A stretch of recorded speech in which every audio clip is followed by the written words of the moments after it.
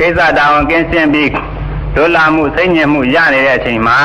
ဒီနေ့လုံးတစ်ညလုံးမဟုတ်တောင်မှနိုင်ပိုင်းလောက်ပဲဖြစ်ဖြစ်မိနစ်ပိုင်းလောက်ပဲဖြစ်ဖြစ်နေတိုင်းကိုယ့်အတွက်အားထုတ်စရာအချိန်လေးဟာလူတိုင်းမှာရှိစေရမယ်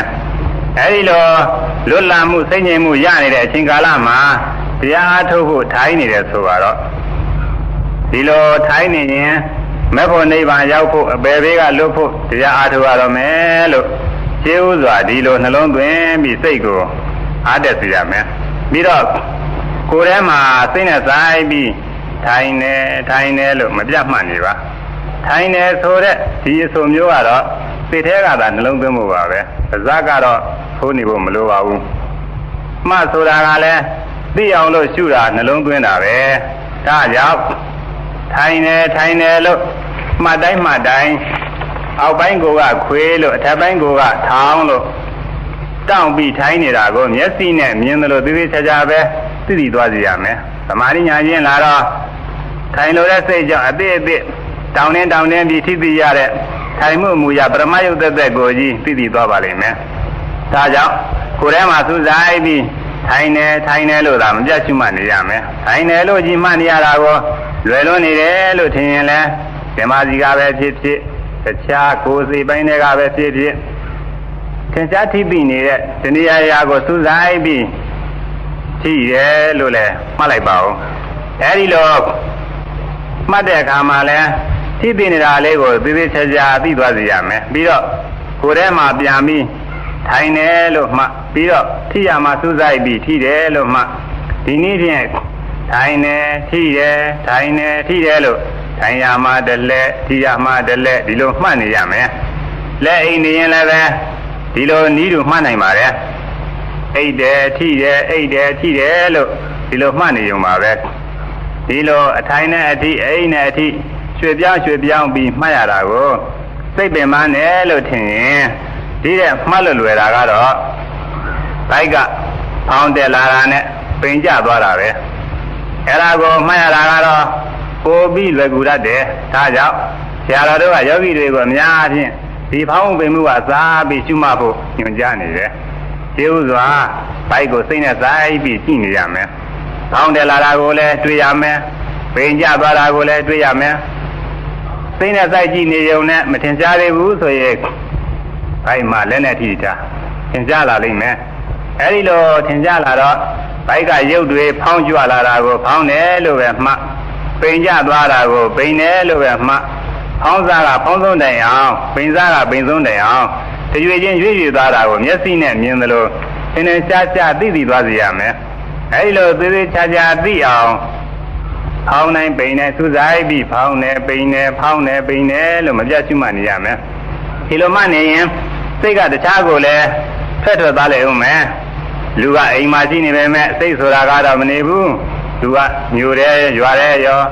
တခြားနေရာတွေရောတောက်ပြီးလဲနေတတ်တယ်လုတ်ခင်းကိုင်ခင်းတွေကိုလည်းကြံစီစဉ်းစားနေတတ်တယ်အဲ့လိုစိတ်ကူးကြံစီမှုတွေကိုလည်းထွက်တယ်သွားတယ်စိတ်ကူးတယ်ကြံတယ်စဉ်းစားတယ်စသည်ဖြင့်ဒီတိုင်းလိုက်ပြီးရှုမှတ်ရမယ်ပြီးတော့ဖောင်းနေပိန်နေဖောင်းနေပိန်နေလို့ပြန်ပြီးမှန်မြဲတိုင်းပဲမှတ်နေကြမှာပဲဒီလိုဖြစ်ပေါ်တိုင်းသောစိတ်ကလေးတွေကိုကျွမှတ်ပြီးနေတာကစိတ်ဓာနုပါဒနာတဲ့ပြီးတော့ကိုယ်ထဲမှာညောင်းမှုရာမှုနာကျင်မှုစတဲ့